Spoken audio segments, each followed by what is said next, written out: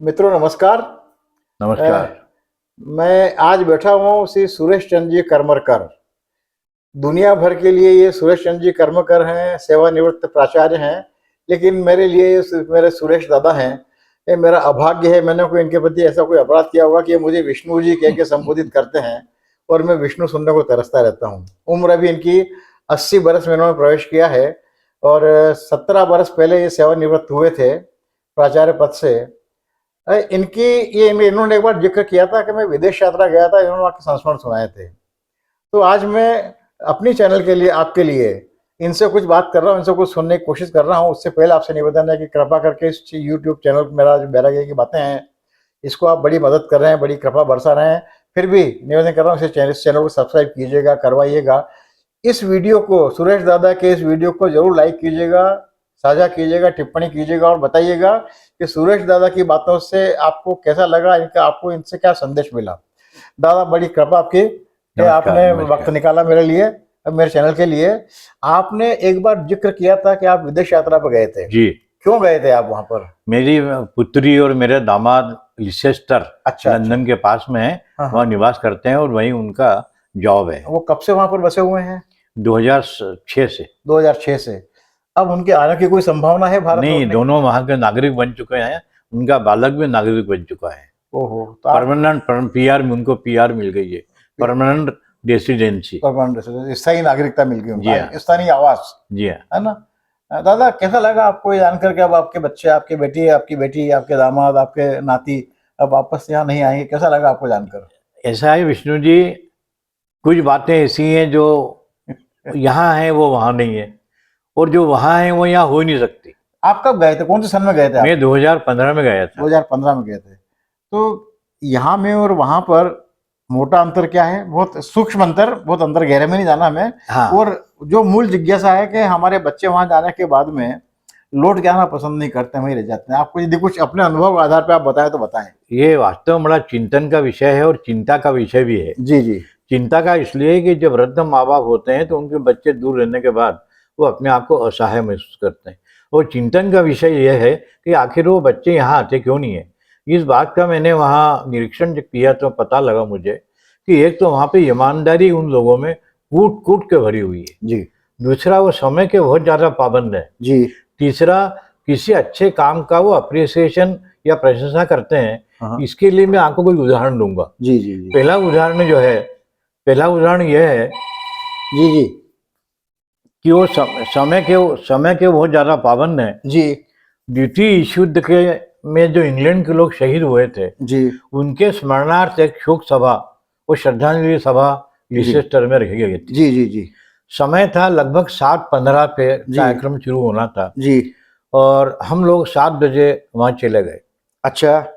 तो जैसे अपने भारत में एक प्रथा है जी, नेता लोग, अधिकारी लोग, इनके लिए आगे की कुर्सियां छोड़ना पड़ती हैं। हाँ। तो हम जो है समय निर्धारित समय से पहले पहुंचे। ठीक है। तो दूसरी या तीसरी पंक्ति में हम बैठने लगे। तो वो वहाँ का जो केयर टेकर था बोला नहीं आप तो पहली पंक्ति में बैठो। आप पीछे बैठने चले थे? हाँ, मैंने कहा आगे जो है अतिथि लोग आएंगे, जैसे अपने यहाँ के नगर पालिका के पार्षद हैं, पंचायत के सरपंच उप सरपंच हैं, MLA MP हैं, अधिकारी, ये आगे बैठते हैं। तो हम वो बोले नहीं आप तो आप कम फर्स्ट कम। उसमें मुख्य अतिथि कौन था आयोजन में? बता रहा हूँ। हाँ। तो हम पहली बेंच पे बैठ गए। इतनी देर में क्या हुआ, पहली पंक्ति पूरी भर गई, दूसरी भर गई। 7:15 पे जो बोरिस जॉनसन लंदन के मेयर थे वो आए, जो बाद में प्रधानमंत्री बने इंग्लैंड के। उस वक्त मेयर थे? उस वक्त लंदन के मेयर थे। जी जी जी। वो हमसे 2 पंक्ति के बाद तीसरी पंक्ति में बैठे।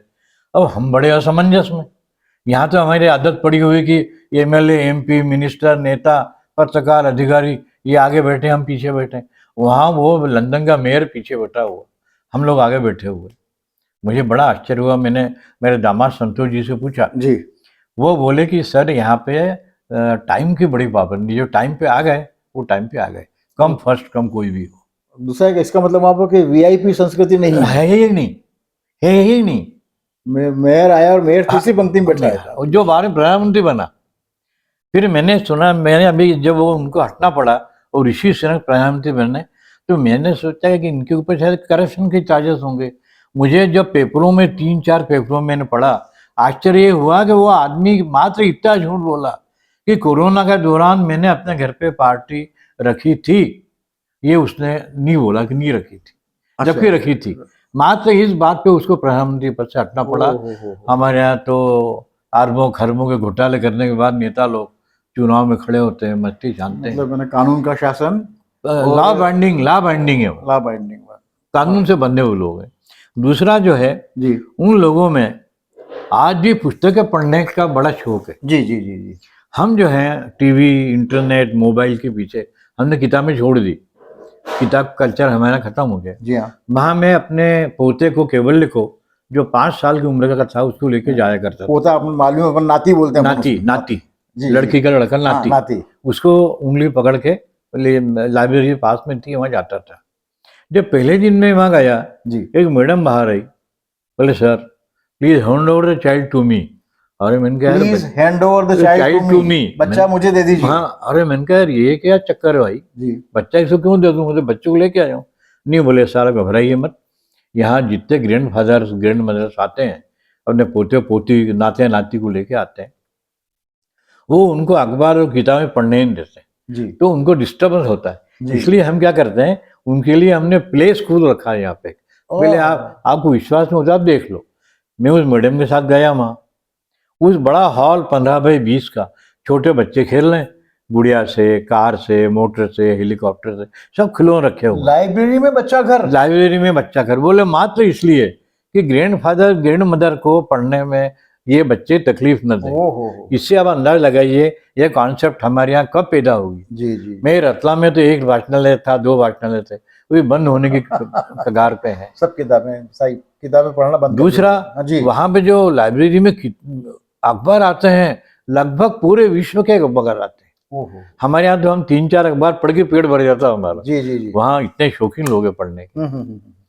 दूसरी बात जो विष्णु जी मेरे को लगी वहाँ, सेंस ऑफ अप्रिसिएशन, वो जो है अच्छे काम की तारीफ करते हैं, वो किसी जाति का हो, किसी व्यवसाय का हो, किसी पद का हो, और उसकी कोई भी नेशनलिटी हो।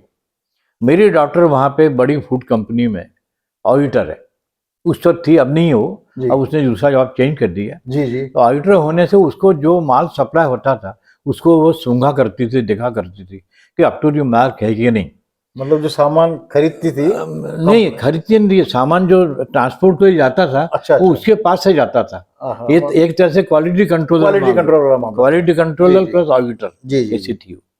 तो उसने बाय द वे एक कूड़ा लेके बोले देना, सैंपल देना मेरे को, उसने उसको सूंघा, उसको ऐसा कुछ अनटूवर्ड लगा कि इसमें वो मानक नहीं माने गए हैं जो माने जाना चाहिए। तो उसने कहा इसको सैंपल का अलग कर दो, बाकी सामान जान दिए। शाम को जब उसने शिकायत की, ईमेल डाला एक कि ऐसा ऐसा ये पीस इतने नंबर का, इसका नंबर ये था, और इसके मुझे ऐसा लगा कि ये अपने मानकों को परिपूर्ण नहीं करता, लिहाजा इसको टेस्ट के लिए भेजा जाए। तो वहाँ देरी तो होती नहीं, तत्काल टेस्ट के लिए ले गए। आधे घंटे में रिपोर्ट आ गई, it was not up to the mark. आधे घंटे में रिपोर्ट आ गई, it was not up to the mark. जो संदेश दिया था सही संदेश है वो। फिर उन्होंने कहा कि आपने जो ईमेल डाला वो सही ईमेल डाला। उन्होंने अपनी कंपनी के जितने ऑडिटर थे सबके लिए ये ईमेल फॉरवर्ड किया, बोले इस काम की तारीफ की जाना चाहिए, ये नई लड़की है, अभी 2 साल इसको हुआ है, इसने इतना बड़ा कदम उठाया। एक बात समझाइए मुझे, बेटी ने शिकायत की कि आपका माल अप टू मार्क नहीं है, हाँ, और इसके लिए उन्होंने धन्यवाद दिया, प्रशंसा की, और सबको कॉपी भेजी, बोले आप भी ऐसा किया करो। उन्होंने ये नहीं कहा कि हमारा सामान सही है, उन्होंने बुरा भी नहीं माना इस बात का, कुछ नहीं। ओह, अपने आप थानेदार के सामने आ जाते हैं वो लोग अपने यहाँ। तो ऐसे आश्चर्य है वहाँ पे, अप्रिसिएशन करते हैं। अपन भी कहेंगे गोरे लोग हमको ओछा मानते, कोई ओछा नहीं मानते। जी जी जी जी, वाह वाह वाह। और तीसरा विष्णु जी, मुझे बड़ा आश्चर्य हुआ तीसरी बात का, ये तब मैं इंग्लैंड नहीं गया था जी, तब मैं 2000, ये बात है 2007 या 8 की, मेरी बच्ची गर्भवती थी, यहाँ से वो इंग्लैंड गई पति पत्नी, और वहाँ तो उसको प्लेन 10 घंटे की उड़ान, बर्किंगम एयरपोर्ट है लीसेस्टर के पास, जी जी, वहाँ मैं उतरी, तो जब टैक्सी में बैठने लगे तो उसको टैक्सी में उल्टी हो गई। उल्टी होते ही टैक्सी वाले ने टैक्सी रोक दी जी। बोले क्या हुआ भाई? बोले इसकी सफाई करना पड़ेगी। बोले सफाई करवा लेने से। नहीं, बोले आप पहले तो ये दो 50 पाउंड दो जी। 1 पाउंड होता था उस वक्त 100 रुपए का जी। 50 पाउंड का मतलब 5,000 रुपए। ये बोले हम भारतीय लोग हैं, बोले 5-10 पाउंड आप रख लो, कहाँ बाद में नहीं, बोले मुझे आप रसीद कटवाओ पहले, अगले स्टेशन पे जहाँ इसकी धुलाई होगी गाड़ी की, वो पहले रसीद मांगेगा मेरे से, क्योंकि मेरे चालान 5 साल के लिए खत्म हो जाएगा। ओ हो 5 साल के लिए मैं गाड़ी नहीं चला पाऊंगा, आप पहले मुझे इतने पाउंड दीजिए, रसीद अपने पास रखिए।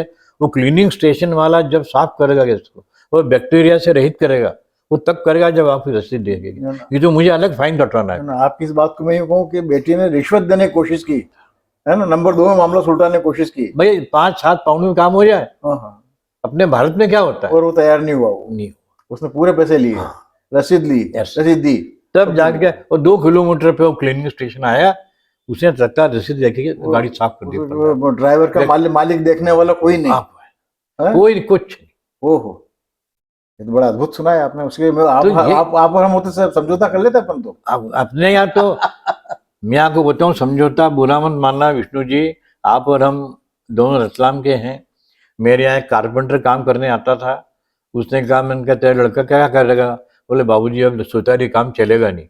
तो मैंने कहा ड्राइविंग सीखना, बोले हाँ ड्राइविंग, मैंने गाड़ी चलूंगा। मैंने कहा ड्राइविंग लाइसेंस मिलना पड़ेगा, बोले वो तो है मेरे पास। ओहो, गाड़ी नहीं आती चलाना मेरे को। जबकि विदेशों में ड्राइविंग लाइसेंस हासिल करना बहुत कठिन काम है। कठिन काम नहीं, मेरी बच्ची 2 बार फेल हो गई। वहां पे इंग्लिश आपको आना चाहिए, इंग्लैंड का इतिहास भूगोल आपको आना चाहिए, किस जगह कितना टेम्परेचर रहता है ड्राइविंग लाइसेंस के लिए। हाँ, परीक्षा होती है, रिटर्न टेस्ट होती है, और रिटर्न टेस्ट पास हो गए, उसके बाद प्रैक्टिकल के लिए उनका आदमी बैठेगा आपकी गाड़ी में, तब आपको ड्राइविंग लाइसेंस मिलेगा। दादा आपने बहुत अद्भुत संस्मरण सुना है, आपने रोंगटे खड़े हो गए मेरे तो।